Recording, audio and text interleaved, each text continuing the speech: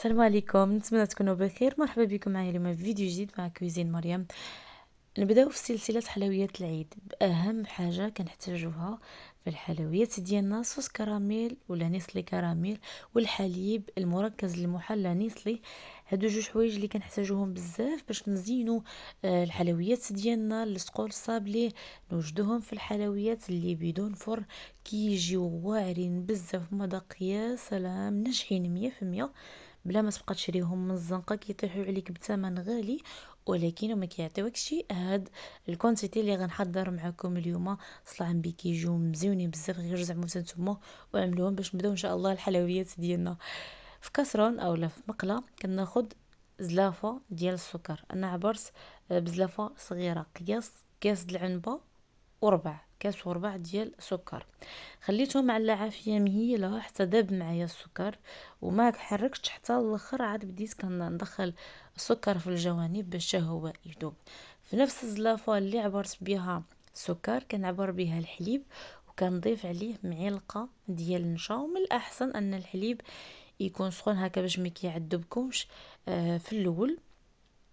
انا بقيت هنايا كنضيف الحليب اللي كيف قلت لكم خلطته مع ديك معلقه ديال النشا تدريجيا، وانا كنحاول انني نحرك. راه شو ما تخافوش، واخا كيتكتل معاكم راه غيعاود يتطلق. بحال اللي كتشوفوا، يبقاو نتوما مستمرين في التحريك حتى كيتطلق معكم ديك السكر مزيان، وما كيبقاش ديك التكتلات ديال السكر. فهمتوا؟ راه كيتطلق معكم بكل سهوله حتى كترجع معكم واحد الصوص واعره. كنزيدو 8 ديال القطع ديال الشوكولات الابيض، وكنستمروا في التحريك، وكنزيدوا معلقه الزبده. انا ما عملتش الزبده، نتوما الا بغيتو تعملوها عملوها، انا ما كانش عندي متوفره الزبده فما عملتهاش.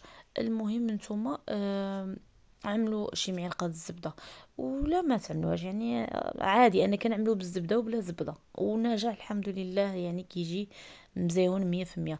بغيتو تخليوه انه يزيد يغلي كتر فخليوه يزيد، وانتم كتحركوا كيجي عاقد معكم كتر. انا خليته شويش مرخوف.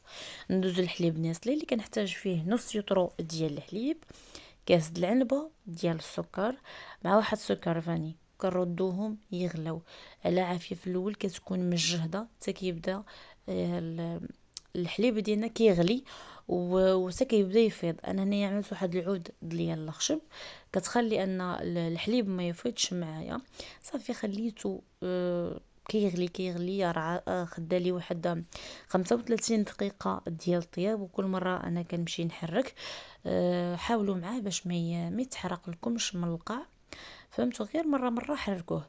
صافي استمريت بالتحرك، كنحرك فيه حتى عقاد معايا هاد الخليط، ورجع معايا واحد نصلي يا سلام. راه كيف قلت لكم كياخذ معكم من نص ساعه حتى 35 دقيقه.